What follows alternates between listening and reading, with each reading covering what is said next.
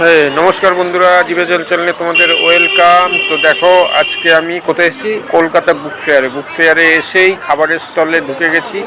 এখানে অনেক খাবারের স্টল ছিল, তো আমি এখানে এসেছি। এখানে সমস্ত কিছু, ফ্রাইড রাইস, চিলি চিকেন, কি নেই আপনার, চিকেন ললিপপ থেকে শুরু করে সমস্ত কিছুই রয়েছে। আর পাশের কাউন্টারে ছিল গালুটি কাবাব। এই যে গালুটি কাবাব দেখতে পাচ্ছেন, গালুটি কাবাব, সাথে ছিল তন্দুরি চিকেন, রোস্ট, সমস্ত কিছু। এখানে চাটও আছে।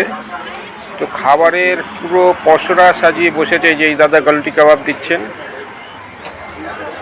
এই যে। আর আমরা কি খেয়েছি সেটা আবার দেখাবো।